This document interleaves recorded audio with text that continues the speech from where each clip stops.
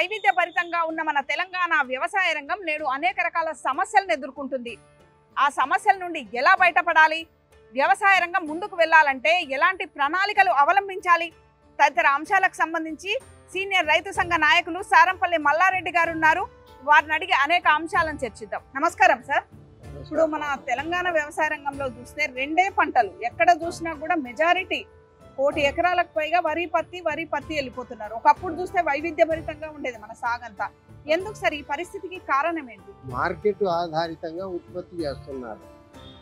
మార్కెట్లో ప్రధానంగా ధాన్యానికి పత్తికి ఎంఎస్పి ఉంది. ఇది గవర్నమెంట్ కొనుగోలు చేస్తుంది. ఎఫ్సిఐ ధాన్యం కొనుగోలు చేస్తుంది, సిసిఐ పత్తి కొనుగోలు చేస్తుంది. ఆ గ్యారంటీ ఒకటి ఉంటుంది. 100-200 తక్కువ ఉన్నా ఈ కొనుగోలు చేస్తారనేటువంటి గ్యారంటీ ఉండడం చేస్తుందంటే రైతులు ఆ పంటల వైపు మరి తిరిగారు. కానీ వాస్తవానికి ఏంటంటే ముతక ధాన్యాలు, రాగులు, సజ్జలు, కొర్రలు, అలాగే కూరగాయలు, అట్లాగే పండ్ల తోటలు, వీటి ఉత్పత్తిని క్రమంగా తగ్గిస్తూ వస్తున్నారు. కారణం ఏంటి అని చెప్పంటే ఇది ప్రాసెసింగ్ చేసి మార్కెట్కి తీసుకెళ్ళి మార్కెట్లో అమ్ముకోవడం ఒక పెద్ద సమస్య. ఇప్పుడు కూరగాయలు ఉన్నాయి, ఇప్పుడు దొండకాయలు పండిస్తే ఇప్పుడు మనం ఇక్కడికి హైదరాబాద్ మార్కెట్ కనుక తీసుకొస్తే వాళ్ళు ఎంత తీసుకుంటారో 6 రూపాయల కిలో తీసుకుంటారు. కానీ అదే అక్కడే అప్పటికప్పుడు 60 రూపాయల కిలో రీటైల్లో అమ్ముతారు మధ్యత లారీలు. కాబట్టి ఈ పెట్టినటువంటి తోటలు తీసేశారు. నల్లగొండ జిల్లాలో బత్తాయి తోటలు, నిమ్మ తోటలు 5 లక్షల ఎకరాల్లో వేశారు. కానీ వాళ్ళంతా 1,50,000, 2 లక్షల ఎకరాలకు తగ్గిపోయింది. కారణం ఏంటంటే మార్కెటింగ్ లేదు. ఇప్పుడు నాగ్పూర్ నుంచి అక్కడి నుంచి సంత్రాలు, బత్తాయిలు ఇవన్నీ కూడా దిగుమతి అవుతూ ఉన్నాయి. అందుకోసం ఇక్కడ ఉన్నటువంటి మన ప్రభుత్వ శాఖలు, ముఖ్యంగా వ్యవసాయ శాఖ, హార్టికల్చర్ శాఖ, ఈ శాఖలు తమ యొక్క బాధ్యతను గుర్తించడంలా. అసలు నిజానికి ఒక ప్రణాళికను రూపొందించి ఆ ప్రణాళిక ప్రకారం పంటలు పండించాలి. ఇంతకుముందు ఒక ప్రణాళిక ఉండేది. 2021-22లో టీఆర్ఎస్ ప్రభుత్వం ప్రణాళికను రద్దు చేసింది. ప్రణాళిక ప్రచురించడమే ఆపేశారు. ఇప్పుడు కాంగ్రెస్ కూడా అదే కొనసాగిస్తుంది. అంటే సార్ ఇప్పుడు మన రాష్ట్ర జనాభాలో 50% పైగా ఆధారపడ్డ రంగం వ్యవసాయ రంగం. మరి ఇంత ప్రధాన రంగానికి ఒక ప్రణాళిక లేకుండా ఇప్పటికి దాదాపు కొత్త ప్రభుత్వం వచ్చి కూడా 2 ఏళ్ళు దాదాపు కావస్తుంది. డిసెంబర్ వస్తే 2 ఏళ్ళు అవుతుంది. మరి ఎందుకని ఇంతకాలమైనా కూడా ఒక ప్రణాళిక ఎందుకు రూపొందించట్లేదు? ఒకటేమిటంటే మన దేశానికి, మన రాష్ట్రానికి ఎవరైతే దిగుమతులు చేస్తున్నారో వాళ్ళ ప్రభావం ఎక్కువ ఉంది. వాళ్ళు ఏమిటంటే అనేక అవినీతి పద్ధతులు, పాలక వర్గాలను ఆకట్టుకొని ఇక్కడి దిగుమతులు చేస్తున్నారు. ఇప్పుడు భారతదేశం తీసుకోండి, 4.5 లక్షల కోట్ల విలువ గల ఉత్పత్తులు, వ్యవసాయ ఉత్పత్తులు ఇక్కడికి దిగుమతి అవుతున్నాయి. అందులో 1,30,00,000 టన్నుల వంట నూనెలు, అంటే దాదాపు మనకు 2.5 కోట్ల టన్నులు మనం వినియోగం చేస్తున్నాం. వంట నూనెలు 2.5 కోట్ల టన్నుల్లో మనం 1 కోటి టన్నులే ఉత్పత్తి చేస్తున్నాం. ఇంకా 1,40,00,000 టన్నులు బయట నుంచి దిగుమతి. దీనికి ఎంత పెడుతున్నాం? 90,000 కోట్లు ఖర్చు పెడుతున్నాం. కానీ ఇక్కడ నూనెలు ఉత్పత్తి చేసేటటువంటి అవకాశం లేదా ఉంది. ఇక్కడ పామాయిల్ వేస్తామన్నారు, వేరుశనగ, నువ్వులు, ఆముదాలు, రకరకాల పంటలు, 9 రకాల నూనె గింజలున్నాయి, అవిసెలు. వాటికి ప్రోత్సాహం లేదు. వాటికి ప్రోత్సాహం ఉంటే వాళ్ళు పంటలు పండిస్తే ప్రాసెసింగ్ చేసి అవి కూడా మార్కెట్లో చలామణి అయితే ఆ పంటలు కూడా గతంలో ఉండినాయి. ఇప్పుడు అవి లేవు. ఇప్పుడు వేరుశనగ కూడా క్రమంగా తగ్గిపోతుంది. ఇంతకుముందు వేరుశనగ మనకు నంబర్ 1 ఉండే. ఇప్పుడు వేరుశనగ నూనె అసలు 350-400 రూపాయల వరకు ఉంటుంది. అందుకోసం ఏంటంటే ప్రాసెసింగ్ యూనిట్స్ లేకపోవడం ఒకటి, మార్కెటింగ్ సౌకర్యం లేకపోవడం 2. ఈ కారణాల చేత ఏంటంటే అందరూ పత్తి, వరి మీద ఆశపడ్డారు. నేను ఒక ఉదాహరణ చెప్తాను. మునుగోడు అనే ఒక నియోజకవర్గం ఉంది. అక్కడ దాదాపుగా ఒక 50,000 ఎకరాలు గత 15 సంవత్సరాలుగా పత్తే వేస్తున్నారు. నిజానికి ఆ భూమి పత్తి పండేది కాదు. ఎంత పండుతుంది? 2 క్వింటాలు 3 క్వింటాలు దిగుబడి వస్తుంది. అసలు 2 క్వింటాలు 3 క్వింటాలు దిగుబడి వస్తే అది పత్తి పండితులు ఎలా అవుతుంది? కనీసం 15 క్వింటాలు రావాలి మ్యాక్సిమం. యావరేజ్గా 10 క్వింటాలన్నా రావాలి. కానీ 2 క్వింటాలు 3 క్వింటాలు వచ్చినా పత్తి వేస్తున్నారు. ఎందుకంటే పత్తి పెట్టడం ఏదో ఏరుకోవడం, అమ్ముకోవడం, పెట్టే పెట్టుబడి మందం వచ్చినా చాలు అనే ధోరణం. ఇప్పుడు వరి నీళ్లు ఉన్నోళ్ళేమో వరి పెట్టుకుంటారు, ఖరీఫ్ రబీ రెండు వరి పెట్టేసుకుంటారు, నీళ్లు లేని వాళ్ళు పత్తి వేసుకుంటున్నారు. అసలు వాస్తవానికి యాసంగి వరి పెట్టాలి అని చెప్పంటే తైబంది అని ఒక రూల్ ఉంది. రెవెన్యూ, ఇరిగేషన్ డిపార్ట్మెంటు, కలెక్టర్ కూర్చొని జిల్లాలో ఏ భూములలో రెండో పంట వరి వేయాలి అని తైబంది చేయాలి. అలా లేదు. ఇప్పుడు నాగార్జున సాగర్ కింద కానీ, జూరాల కానీ, లేకపోతే శ్రీరామ్ సాగర్ కానీ మన దగ్గర 46,000 కుంటలు 46,000 కుంటలు ఉన్నాయి. 46,000 కుంటలలో 20,000 కుంటలలో నీరు ఉంటుంది. ఈ తైబంది చేయాలి. ఈ తైబంది చేయకుండా వానాకాలం వరి పండిన తర్వాత యాసంగి మొక్కజొన్న, వేరుశనగ, నువ్వులు, పిండి పిసర, జనుము ఇలాంటి పంటలు కనుక వేయడం ద్వారా భూమి యొక్క సారం పెరుగుతుంది, భాస్వరం, నత్రజని పెరుగుతుంది. మళ్ళీ వానాకాలం వరి పంట పండడానికి చాలా లాభయుక్తంగా ఉంటుంది. ఆ ప్రణాళిక ఏమి లేదు. దాన్ని ఇంప్లిమెంట్ చేసే వ్యవసాయ శాఖ లేదు. అసలు వ్యవసాయ శాఖ పరిస్థితి ఏమిటి? ఇప్పుడు హార్టికల్చర్ శాఖలో దాదాపు 500-600 పోస్టులు ఖాళీలు ఉన్నాయి. వ్యవసాయ శాఖలో ఒక 800 పోస్టులు వరకు ఖాళీలు ఉన్నాయి. వాళ్ళు ఎవరు పట్టించుకోరు. ఇక యూనివర్సిటీలు, మనకు పెద్ద అగ్రికల్చర్ యూనివర్సిటీ, హార్టికల్చర్ యూనివర్సిటీ ఉంది. వాళ్ళకు రైతులకు ఇంతకుముందు సంబంధం ఉండేది. ఏదైనా యూనివర్సిటీ వాళ్ళు వెళ్ళి వాళ్ళు గ్రామాలలో మీటింగులు పెట్టి రైతులను చైతన్యపరిచేవాళ్ళు. ఇప్పుడు అది ఆ లింక్ తెగిపోయింది. రైతులకు అంటే వ్యవసాయ యూనివర్సిటీకి కావచ్చు, వ్యవసాయ శాఖకు కావచ్చు, రైతులకు కానీ సంబంధం ఉంటేనే వ్యవసాయ రంగం బాగుపడుతుంది. కానీ ఎవరికి వారు యమునా తీర అన్నట్టుంటే ఇక్కడ రైతేమో ఏక పంట విధానంకి వెళ్ళి భూములన్నీ సారం కోల్పోతున్నాయి, ఇష్టం వచ్చినట్లు మందులు కొడుతున్నారు, 2 సార్లు వరి వేస్తే తడి ఉండి భూములు ఖరాబ్ అయిపోతున్నాయి. మరో పక్కనే వ్యవసాయ శాఖనేమో మాకేం సంబంధం లేదు, రైతులు ఎటు వెళ్తే మాకేంది అన్నట్టుంది. ఎట్లా సార్ మరి దీనికి పరిష్కారం ఏంటి? 2000 సంవత్సరంలో బీటీ విత్తనం వచ్చింది. మ్యాన్సాంటో వాడు పట్టుకొచ్చాడు. అప్పుడు అందరం వ్యతిరేకించాం. ఈ బీటీ చాలా ప్రమాదకరం, ఇదేమి మన స్టేపుల్ లెంత్ పెరగదు, ప్రొడక్షన్ కూడా పెరగదు, శనగపచ్చ పురుగును మాత్రమే కంట్రోల్ చేస్తుంది అని చెప్పారు. ఒక 2 సంవత్సరాల తర్వాత BT1 పనికిరాదు, BT2 వచ్చింది. ఇప్పుడు BT2 కూడా రెసిస్టెన్స్ పవర్ పోయింది, BT3 అని చెప్పంటున్నారు. BT3 అనేది లేదు. గ్లేపోసైట్ అనే రసాయనాన్ని BT2కు కలిపి ఇప్పుడు అమ్ముతూ ఉన్నారు. గ్లేపోసైట్ అత్యంత ప్రమాదకరమైంది. అది మనిషి శరీరానికి తగిలితేనే చనిపోయేటటువంటి పరిస్థితి. వియత్నాం యుద్ధంలో అమెరికా వినియోగించిన రసాయనం అది. దాన్ని పార్లమెంటు, అసెంబ్లీలు నిషేధించారు. కానీ కార్పొరేట్ ఎప్పుడైతే 2000 సంవత్సరంలో విత్తన రంగంలోకి వచ్చిందో, వీళ్ళతో పాటు ఏమిటంటే మనకు కార్గిల్, డూపాయింట్, సింజెంటా ఈ 3 కంపెనీలు కూడా వచ్చినాయి. ఇప్పుడు బేయర్ వచ్చాడు. వీళ్ళు ఏమిటంటే విత్తనాల మీదనే లాభాలు సంపాదించేటటువంటి ప్రయత్నం కీలకంగా భారతదేశాన్ని ఎంచుకున్నారు. ఇప్పుడు భారతదేశంలో పంట పండించి ఆ పంట కొనుగోలు చేసి ప్రాసెస్ చేసి ఆ తర్వాత లాభాలు రావడం కన్నా స్టార్టింగ్లో విత్తనంలోనే లాభం సంపాదించడం కోసం కొత్త రకమైనటువంటి పరిశోధనల పేరుతో వాళ్ళు ప్రచారం చేస్తున్నారు. వాళ్ళు దాదాపు 400-500 కోట్లు ఖర్చు పెడుతున్నారు వాళ్ళ విత్తనాల ప్రచారానికి. కాబట్టి రైతులు ఈజీగా బెండ్ అవుతూ ఉన్నారు. ఎందుకంటే రైతులలో ఉన్న యువకులనే జూన్ జూలై నెలలలో వాళ్ళకు 10,000-20,000 ఇచ్చి జీవులలో తిప్పి ప్రచారం చేసి వాళ్ళ విత్తనాలు అమ్ముకోవడం జరుగుతుంది. అందువల్ల ఏంటంటే అసలు గతంలో ఏం జరిగింది, మన విత్తనాలను మన యూనివర్సిటీలు ఉత్పత్తి చేసి మన రీసెర్చ్ ఉత్పత్తి చేసి 1965 నుంచి 85 వరకు మనం సొంత పరిశోధనలు చేశాం. ఇప్పుడు మన సొంత పరిశోధనలు పోయినాయి. ఇప్పుడు ఇతర టెక్నాలజీ మీద ఆధారపడే పరిస్థితి వచ్చింది ఒకటి. రెండవది ఏమిటంటే చాలా దేశాలు, డెవలప్ అయిన దేశాలు ఏవైతే స్విట్జర్లాండ్ కానీ, అమెరికా కానీ, జర్మనీ కానీ, జపాన్ కానీ, ఇలాంటి దేశాలు ఏమిటంటే వాళ్ళ ఉత్పత్తులను అమ్ముకోవడానికి, వాళ్ళ మిగులు వ్యవసాయ ఉత్పత్తులను అమ్ముకోవడానికి భారతదేశాన్ని డంపింగ్ కేంద్రంగా తయారు చేస్తున్నారు. ఈ G7 దేశాలన్నీ కూడా మీరు ఉత్పత్తిని పెట్టకండి, మీరు ఉత్పత్తి చేస్తే ఎక్కువ ఖర్చు వస్తుంది, మీ రైతులకు భారం వస్తుంది, మేము తక్కువ రేటుకు మీకు సప్లై చేస్తాం. తక్కువ రేటుకు సప్లై చేస్తారు, కానీ కొనుగోలు చేయడానికి మీ దగ్గర డబ్బు ఉండాలిగా. డబ్బు ఉండాలంటే మళ్ళీ మీరు ఏదో ఒక పని చేయాలిగా. అందువల్ల ఏంటంటే ఇప్పుడు వంట నూనెలు, పప్పులు, కూరగాయలు, మాంసం, ఇవన్నీ కూడా మనం పాల ఉత్పత్తులు ఇవి దిగుమతి అవుతుంది. వాస్తవానికి పాల ఉత్పత్తిలో ప్రపంచంలో మనమే నంబర్ 1, మాంసం ఉత్పత్తిలో మనమే నంబర్ 1, పసుపు మిరప ఉత్పత్తుల్లో మనమే నెంబర్ 1, పత్తి పంచదారలో కూడా మనమే నెంబర్ 1.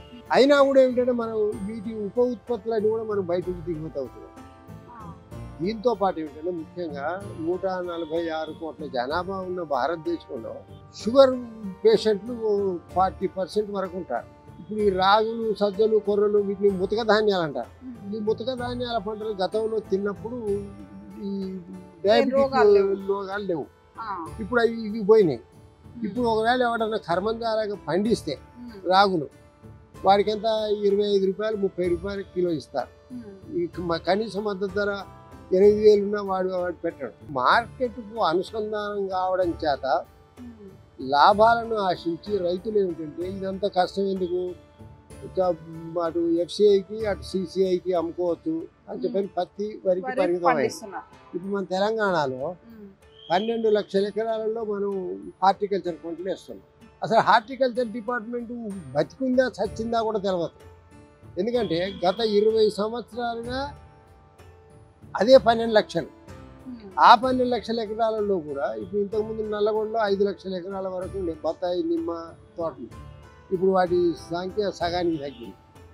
అలాగే మనం 1,50,000 ఎకరాలలో చెరుకు వేసాం. ఇప్పుడు 37,000 ఎకరాలకు తగ్గింది. ఎందుకు ఇవి తగ్గడానికి గల కారణం ఏంటంటే మార్కెట్. ఇప్పుడు నాగ్పూర్ నుంచి అక్కడి నుంచి ఇక్కడి నుంచి ఫండ్ వస్తారు. వాటి కంట్రోల్ చేయగలిగే స్థితి లేదు. ఇక్కడ ఉన్నటువంటి హార్టికల్చర్ వేసే వాళ్లకు ఎలాంటి సహకారం హార్టికల్చర్ డిపార్ట్మెంట్ నుంచి లేదు. దానికి కేటాయించేంత 500,000 కోట్లు. మేము 100 సార్లు చెప్పాం. హార్టికల్చర్ 25 లక్షల ఎకరాలకు పెంచండి. 12 లక్షల నుంచి 25 లక్షల ఎకరాలకు పెంచండి. ఇప్పుడు మనం పండ్లు దిగుమతి చేసుకుంటున్నాం, కొత్తిమీర దిగుమతి చేసుకుంటున్నాం, అలాగే ఉల్లి దిగుమతి చేసుకుంటున్నాం, పప్పులు దిగుమతి చేసుకుంటున్నాం.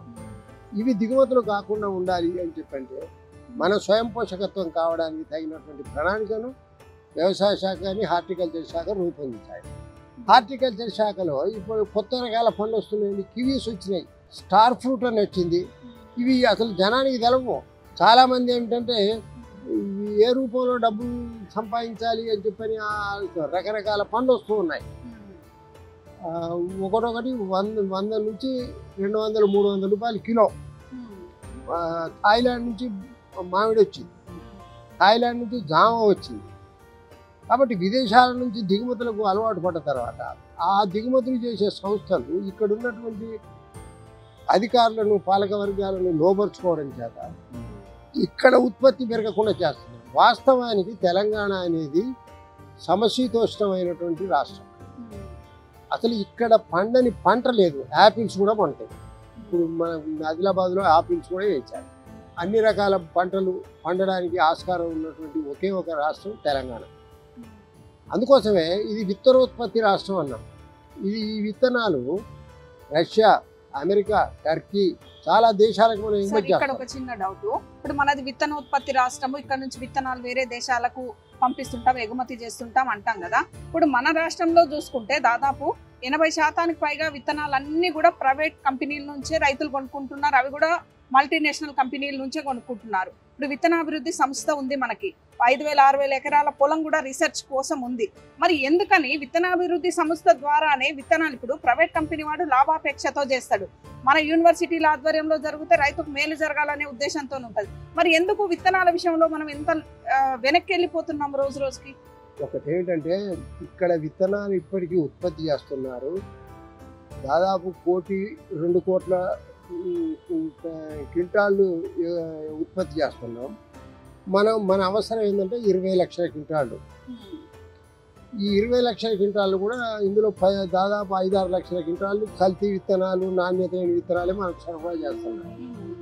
F1, హైబ్రిడ్, ఫౌండేషను, తర్వాత పోతే హై హీల్డింగ్, ఇవన్నీ కూడా మనం బయటికి ఎగుమతి చేస్తాం. ఎగుమతి చేసి ఇక్కడ 444 విత్తన కంపెనీలు ఉన్నాయి. వాళ్ళు లాభాలు సంపాదిస్తూ ఉంటారు. వాళ్ళ లాభాల కొరకు ఏమిటంటే ఇక్కడ రైతులను బలిపెడుతున్నారు. ఇక్కడ విత్తనాలు ఉత్పత్తి చేసి ఇప్పుడు మనకు ఇది ఉంది మహబూబ్ నగర్ జిల్లాలో విత్తనాలు ఉత్పత్తి చేస్తారు, సీడ్. వాళ్ళు నిన్న మంత్రికి కలిసి నిన్న హైకోర్టులో కూడా చెప్పారు, మాకు నకిలీ విత్తనాలు ఇస్తున్నారు, మమ్మల్ని నష్టపరుస్తున్నారు. అంటే మన విత్తన రంగాన్ని డెవలప్ చేయాలి అంటే మొట్టమొదటి విత్తన చట్టం చేయాలి. 2004లో అందరం కలిసి కష్టపడి అప్పుడు విత్తన చట్టాన్ని ఒకటి కాంగ్రెస్ హయాంలో ప్రవేశపెట్టాం పార్లమెంట్లో. అది పార్లమెంట్లో ప్రవేశపెట్టిన తర్వాత కార్పొరేట్ సంస్థలు దాన్ని అడ్డగించినాయి. 2010లో మళ్ళీ దాన్ని సమీక్షించి మళ్ళీ ప్రవేశపెట్టారు. అది పెండింగే ఉంది. ఇప్పుడు 2024 ఇప్పటికీ పార్లమెంట్లో విత్తన చట్టం పెండింగ్లో ఉంది. అయితే అది కాకుండా రాష్ట్రంలోనే అసలు ఇది రాష్ట్ర జాబితాలో ఉంది రాజ్యాంగం రీత్యా, ఇక్కడే పెట్టాలి అని చెప్పంటే కేసీఆర్ 2017లో ఒక విత్తన చట్టాన్ని రూపొందించి పెట్టాడు. అది ఉదయం పెట్టాడు అసెంబ్లీలో, సాయంత్రం ఢిల్లీ నుంచి లేఖ వచ్చింది, మీరు ఆ బిల్లును ఆమోదించకూడదు, పక్కకు పడేశారు. అంటే కార్పొరేట్ సంస్థలు ఎంత డామినేట్ చేస్తున్నాయంటే మన చట్టాన్ని ఎప్పుడో మనం దిగుమతి చేసుకునే విత్తన చట్టం ఉంది 1966, అప్పుడే మన హరిత విప్లవం అప్పుడు. ఇప్పుడు ఎగుమతి చేసే స్థితికి ఇది. కాబట్టి విత్తన చట్టం లేదు, రీసెర్చ్ను కూడా ఆపేశారు. మన తెలంగాణలో 5,000 ఎకరాలలో మన రీసెర్చ్ ఉంది. ఇప్పుడు పాలెం ఉంది, తర్వాత వరంగల్ ఉంది. ప్రతి జిల్లాలో 250-300 ఎకరాలు రీసెర్చ్ సెంటర్స్ ఉన్నాయి. అక్కడ లేదు. అక్కడ రీసెర్చ్ చేసే సైంటిస్టులు లేరు, కొత్త విత్తనాలు లేవు, బడ్జెట్ కూడా లేదు. అసలు ఈ అగ్రికల్చర్ యూనివర్సిటీలకు, హార్టికల్చర్ యూనివర్సిటీలకు రైతులకు అనుసంధానం చేయాలి. పశు విశ్వవిద్యాలయాలకు వీటికి అనుసంధానం చేస్తే, ఇప్పుడు మీకు పంజాబ్ కానీ హర్యానాలో కానీ చూస్తే అలాంటి అనుసంధానం ఉంది. ఇక్కడ లేదు. ఇక్కడ ఏమిటంటే అసలు గత 10 ఏళ్ల కిందట ఉంది, అది కాస్త క్రమంగా తగ్గించేసారు. అసలు నిజానికి ఏంటంటే ఇప్పుడు వ్యవసాయ ప్రణాళిక ప్రకటించాలి అని చెప్పని మనం అడిగితే అసలు వినే నాదులు లేడు. అసలు ప్రణాళిక లేకుండా పంటలు ఎలా పండిస్తారు? ఎన్ని పంటలు పండించాలి అని చెప్పనేటటువంటి ఒక ఐడియా లేదు. ఏ పంటలు పండించాలన్న ఐడియా లేదు. మనకు ఉన్నటువంటి అవకాశాల మేరకు ఏంటంటే ఇప్పుడు పండ్లు కానీ, కాయగూరలు కానీ, తర్వాత ఈ ఇతర సుగంధ ద్రవ్యాలు కానీ, తర్వాత ఈ ముతక ధాన్యాలు కానీ, ఇవి కనుక మనం ఉత్పత్తి చేస్తే అసలు ప్రపంచానికి ఎగుమతి చేయవచ్చు. అంటే ప్రణాళిక ఎట్లుంటే బాగుంటుంది సార్? ప్రణాళిక ఒకటేంటంటే రైతు సమావేశాలు ఏర్పాటు చేయడంతో పాటు భూసార పరీక్షలు జరపాలి. ఏ భూసారానికి ఏ పంట సూటబుల్గా ఉంటుంది అని చెప్పి ఆలోచించి మండలాల వారీగా వ్యవసాయ ప్రణాళికలో ప్రకటించాలి ఒకటి. రెండవది ఏమిటంటే తగిన విత్తనాలు రైతులకు అందుబాటులో పెట్టాలి. నెంబర్ 2. నెంబర్ 3 ఏమిటంటే రుణ ప్రణాళిక ప్రకటించాలి. ఇవాళ మన తెలంగాణలో 4.5 లక్షల కోట్ల డిపాజిట్లు ఉన్నాయి బ్యాంకుల్లో. రిజర్వ్ బ్యాంక్ ఏం చెప్తుంది? మీ డిపాజిట్లలో 40% వ్యవసాయ రంగానికి అప్పియాలి. అంటే 40% అంటే 1,60,000 కోట్లు ఇవ్వాలి. కానీ వాళ్ళు అందులో క్రాప్ లోన్సే 18% ఇవ్వాలి. కానీ వాళ్ళు 10% కూడా ఇవ్వడం లేదు. అది కూడా ఏంటంటే బుక్ అడ్జస్ట్మెంట్ అట్లా చేస్తున్నారు. ఇప్పుడు 2014 నుంచి రుణమాఫీలు ప్రకటించారు. 2014లో, 2018లో, 2023లో ఈ రుణమాఫీలు అవి రావు, వీళ్ళు కట్టరు. కాబట్టి ఏంటంటే బ్యాంకులు కూడా ఏంటంటే ఈ రుణ ప్రణాళిక ప్రకటించడం, మేలో ప్రకటించే రుణ ప్రణాళిక ఇంతవరకు లేదు. ప్రకటించిన బుక్ అడ్జస్ట్మెంట్ చేస్తున్నారు తప్ప వాళ్ళకి ఇవ్వడం లేదు. దీంతో పాటు ఏంటంటే ప్రకృతి వైపరీత్యాలు వచ్చినప్పుడు ఎలాంటి, ఇప్పుడు 15th finance commission, 14th finance commission మనకు డబ్బులు ఇచ్చింది. ఆ డబ్బులైనా మనం రైతులకు ఇచ్చి వాళ్ళని కాపాడుకోవాలి. పంటల బీమా, పిఎం ఫసల్ బీమా నుంచి బయటకు వచ్చాం, మళ్ళీ అందులో ఇప్పుడు కలిసాం కాంగ్రెస్ వచ్చిన తర్వాత. ఇంతవరకు ప్రీమియం చెల్లించాలి. ఇప్పుడు ఈ నెల 30 వరకు కనుక ప్రీమియం చెల్లించకపోతే తర్వాత తీసుకోరు, అది చెల్లుబాటు కాదు. రైతు బీమా ఏం చేశారు? 18 నుంచి 59 సంవత్సరాల వయసు కలిగిన వాళ్ళకు తీసుకుంటున్నారు. అది 65 సంవత్సరాల వయసుకు దాన్ని పొడిగించాలి. రైతులందరినీ తీసుకోవాలి. ఇప్పుడు మన అప్పులు కూడా ఏమిటంటే మన దగ్గర 72 లక్షల మంది రైతులు ఉంటే 42 లక్షల మందికే బ్యాంకులు అప్పులు ఇస్తూ ఉన్నాయి. 42 లక్షల మందికే. కాబట్టి మిగతా 30 లక్షల మంది ఈ రోజుకు గడప దొక్కలే, బ్యాంకు గడప. అందువల్ల ప్రకృతి వైపరీత్యాలు కానీ, పంటల బీమా కానీ, రైతు బీమా కానీ, తర్వాత నాణ్యమైన విత్తనాలు, విత్తన చట్టం, ఇవన్నీ ప్రణాళికలో రావాలి. ఏమేమి పంటలు వేయాలి కూడా ఏ పంటలు వేయాలి, ఆ పంటలను వ్యవసాయ శాఖ అధికారులు వెళ్ళి ఇన్స్పెక్షన్ చేయడం, తర్వాత రైతు టీములు ఏర్పాటు చేసి ఈ టీములను ఆ పంటగాడికి తీసుకెళ్ళి చూయించి వాళ్ళకు ట్రైనింగ్ ఇవ్వాలి. వాళ్ళు గవర్నమెంట్ డబ్బుతో ఓ 30 మంది 40 మందిని ఆదర్శ రైతులు, నిన్న ఆదర్శ రైతుల పథకం చేస్తాం అంటున్నారు. ప్రతి 1000 ఎకరాలకు ఒకటి, 1000 ఎకరాలకు ఒకటి కాదు. వాళ్ళు ఏం చేస్తారంటే ఇప్పుడున్న ఆదర్శ రైతు పథకం ఎలా ఉంటుందంటే వాళ్ళ పార్టీకి బాగా పరిచయం ఉండి నమ్మకస్తున్న వాళ్ళు పంట పండించకుండా పండినట్టు రిపోర్ట్ రాసి ఇస్తారు, ఆదర్శ రైతు అని చెప్పారు, బిరుదు ఇచ్చేస్తారు. అది కాదు, పంటల పోటీ ఉండాలి. ఆదర్శ రైతు అన్నప్పుడు ఒక మండలానికో గ్రామానికో ఎంపిక చేసి అతని పంటను ఇతర వాళ్ళ రైతులందరినీ సమీకరించి వాళ్ళని తీసుకెళ్ళి వాళ్ళని విజిట్ చేయించాలి. ఇప్పుడు ఎఫ్పిఓలు ఉన్నాయి, ఎఫ్పిఓల ద్వారా వ్యవసాయాన్ని అభివృద్ధి చేసే ఆస్కారం ఉంది. ఇప్పుడు నాబార్డు ఉంది, నాబార్డు ఇంతకుముందు కోఆపరేటివ్కి అప్పులు ఇచ్చేది, కోఆపరేటివ్ సొసైటీలకు అప్పులు ఇచ్చేది. ఇప్పుడు ఈ నాబార్డు అప్పులు ఇవ్వడం తగ్గించేది. అందువల్ల ఏంటంటే వ్యవసాయ రంగంలో ఈ G7 దేశాల ఒత్తిడి కారణం, కార్పొరేట్ సంస్థల ఎంట్రెన్స్, తర్వాత మన ప్రణాళికలు రద్దు చేయడం, ఇలాంటి లోపాలు జరిగినాయి. కాబట్టి వీటన్నింటినీ సరిచేయాలి అంటే ఒక పెద్ద ఉద్యమం కొనసాగాలి. ఉన్నటువంటి కాంగ్రెస్ ప్రభుత్వం ఒక ఉద్యమంగా దీన్ని డెవలప్ చేసేటటువంటి ప్రయత్నం చేస్తే తప్ప వ్యవసాయం బాగుపడదు. సరే, ఇప్పుడు వాతావరణ మార్పులు కూడా విపరీతంగా పెరిగిపోతున్నాయి. ఎప్పుడో హరిత విప్లవం నాటి కాలంలో టెంపరేచర్స్ తక్కువ ఉన్నాయి, ఇప్పుడు టెంపరేచర్స్ పెరుగుతున్నాయి కదా. ఈ కాలంలో మరి యూనివర్సిటీల పాత్ర ఏందంటారు? ఒకటి, అప్పుడు హరిత విప్లవం అప్పుడు అంటే 1964-85 మధ్యలో 36 డిగ్రీల వేడి, ఇప్పుడు 52 డిగ్రీల వేడి. ఆ విత్తనాలు ఇప్పుడు పనికిరావు. కాబట్టి ఇప్పుడు వీళ్ళకు ఉన్నటువంటి భూముల్లో రీసెర్చ్ చేసి కొత్త విత్తనాలు తీసుకురావాలి. మొన్న మోడీ 109 రకాల విత్తనాలు రిలీజ్ చేశాడు. ఇది 2024 డిసెంబర్ 30. అలాగే ఇక్కడ మన తెలంగాణలో కూడా యూనివర్సిటీలో వాళ్ళు 5 రకాల వరి ధాన్యాన్ని రిలీజ్ చేశారు. ఇవి రిలీజ్ చేయడం కాదు, ఇవి రైతులకు అందుబాటులో ఉంచాలి. పైగా వీటి ఉత్పత్తి ఎంత, గతంలో ఎకరాకు 40 బస్తాలు వచ్చినాయి, ఇప్పుడు అదే 40 బస్తాలు వస్తే దానివల్ల ఉపయోగం లేదు. వాళ్ళ చైనాలో 1 హెక్టారుకు 80 క్వింటాళ్ళు పండిస్తున్నారు, మనం 1 హెక్టారుకు 23 క్వింటాళ్ళు పండిస్తున్నాం. ఎంత తేడా ఉంది వాళ్ళకి మనకు.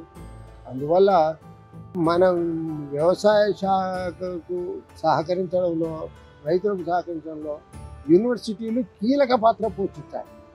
యూనివర్సిటీలే కాదు, అగ్రికల్చర్ యూనివర్సిటీ, హార్టికల్చరు, పశు యూనివర్సిటీ, ఎన్ని యూనివర్సిటీలు ఉన్నాయో అగ్రికల్చర్ కన్సర్న్ సంబంధం, అవన్నీ కూడా ఏమిటంటే వీళ్ళతో లైవ్ సంబంధాలు పెట్టుకొని వాళ్ళు కొత్త కనిపెట్టి ఆ విధంగా ఏంటంటే రైతులకు చైతన్యం చేసే ప్రయత్నం చేయాలి. దీనికి ఒక మహాయజ్ఞంగా ప్రభుత్వంలోనే ఒక మార్పు రావాలి. అందుకోసం ఏంటంటే వ్యవసాయ శాఖ కానీ, రాష్ట్ర ప్రభుత్వం కానీ, రాష్ట్ర క్యాబినెట్ కానీ దీన్ని సీరియస్గా తీసుకోవాలని చెప్పని నేను కోరుతున్నాను. సార్, యాంత్రీకరణ కూడా ఇప్పుడు మేము రీసెంట్గా చాలా ఊర్లకు వెళ్ళినాము. చాలా చోట్ల రైతుల పరిస్థితి ఎట్లా ఉందంటే హార్టికల్చర్ పంటలు పండించినా, మామూలు వేరే పంటలు పండించినా కూడా ఏం పండిస్తే ఏం లాభం, వేటికి ధర లేదు అనే పరిస్థితి ఉంది. మరి రైతుకు ఆ అష్యూరెన్స్ ఎందుకు ఇవ్వట్లేకపోతున్నాం అంటే, ఇప్పుడు ఒక టమాటా పండించిన రైతు ఒక మార్కెట్కి తీసుకెళ్తే కనీసం 15 రూపాయలు మంచి క్వాలిటీ గ్రేడింగ్ నిర్ణయించి 15-20 మద్దతు ధర, లేకపోతే 25 మద్దతు ధర, ఏదో ఒకటి. అంటే ఇప్పుడు కొన్ని పంటలకైతే మద్దతు ధరలు ఉన్నాయి కానీ ముఖ్యంగా కూరగాయ పంటల వేటికి ఉండవు. అంటే ధర ఉంటేనేమో లక్కు, ధర లేకుంటే అక్కడ పారబోసి రావాల్సిన పరిస్థితి. ఎట్లా మార్పు వస్తే బాగుంటది అంటారు? అంటే ప్రభుత్వమే ఈ ప్రాసెసింగ్ యూనిట్స్ పెట్టొచ్చు కదా. కేరళ, ఆంధ్రప్రదేశ్ కూరగాయలకు కూడా ధరలు నిర్ణయించింది, వాళ్ళు కొనుగోలు చేస్తున్నారు. పంటకు కూడా ధరలు నిర్ణయించారు. ముఖ్యంగా ఏంటంటే మనం ప్రాసెసింగ్ యూనిట్స్ ఏర్పాటు చేయాలి. ఇప్పుడు టమాటాలు ఉన్నాయి, టమాటాలు కనుక ప్రాసెసింగ్ యూనిట్ ఏర్పాటు చేసి జ్యూస్ కనుక తయారు చేస్తే టమాటాలకు ఈజీగా 60 రూపాయల నుంచి తగ్గకుండా కిలో అమ్మచ్చు. ఒకసారి 2 రూపాయలు ఉంటుంది, ఒకసారి 200 రూపాయలు ఉంటుంది. అలాగే మనం పండించేటటువంటి పంటల్లో పసుపు ఉంది. పసుపు ఏంటంటే మనం ముడి పసుపు అమ్ముతున్నాం. అది దాని ద్వారా ఏంటంటే బయోటిక్ మనం మందులు చేయవచ్చు, ఫేస్ పౌడర్లు చేయవచ్చు, అనేక యాంటీబయాటిక్ మెడిసిన్స్ ఉత్పత్తి చేయవచ్చు. అందువల్ల ఏంటంటే ఇప్పుడు ఈ మనం ఉత్పత్తి చేసేటటువంటి అన్నీ కూడా ఈ వ్యవసాయ ఉత్పత్తులు వీటన్నిటి కూడా ప్రాసెసింగ్ సిస్టమ్ ఉండాలి. ఇప్పుడు రైతులు వడ్లు అమ్ముకుంటున్నారు, వడ్లు అమ్మితే 3,000 వస్తాయి. అదే బియ్యం అమ్మితే 6,000 రూపాయలు వస్తాయి. అందుకోసం వడ్లు కన్నా బియ్యం అమ్ముకోవడం వల్ల ఏంటంటే ప్రాసెసింగ్ చేయడం వల్ల 1,500 రూపాయలు అదనంగా వస్తాయి. ఇప్పుడు క్వింటాల్న్నర వడ్లు అయితే క్వింటాల్ బియ్యం అవుతుంది. అంటే 3,000 అంటే 4,500 రూపాయలు అయితే క్వింటాల్. ఇప్పుడు 6,000 రూపాయలు మార్కెట్లో అమ్ముకోరు.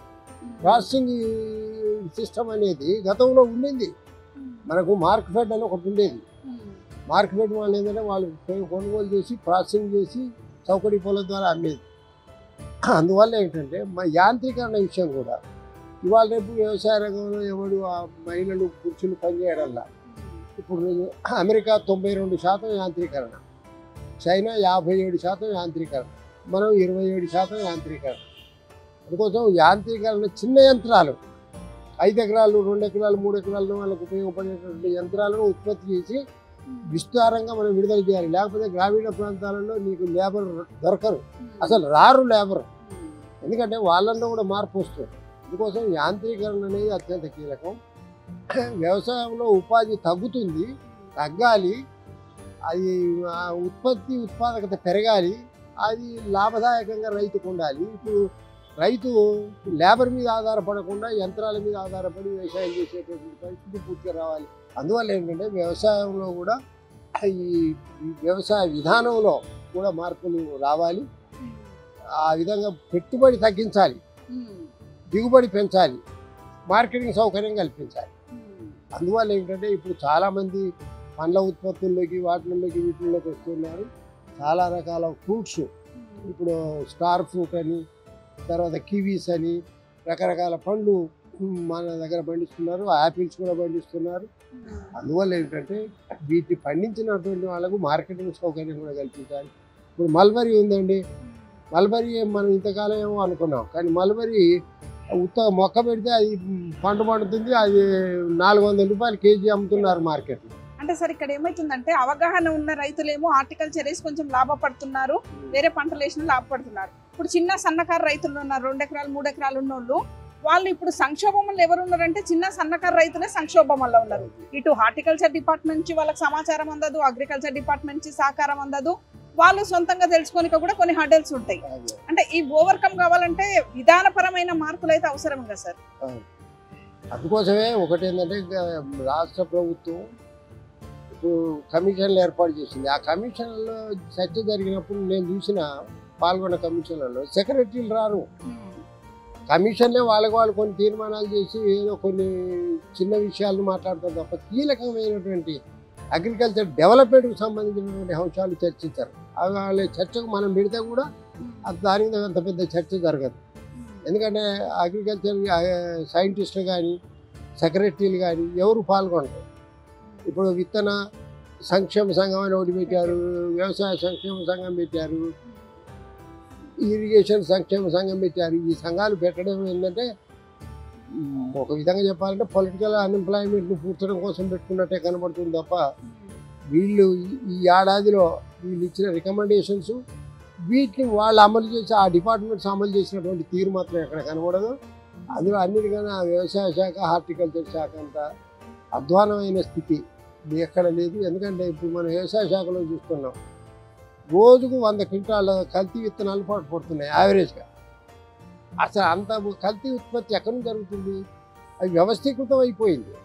అందుకోసం ఏంటంటే ఈ ఒక మార్పు రావాలి. ఈ మార్పు రావడం కోసం రాష్ట్ర ప్రభుత్వాలు తమ బాధ్యతగా వాళ్ళు కృషి చేయాలని చెప్పి మనం కోరుతాం. Thank you sir.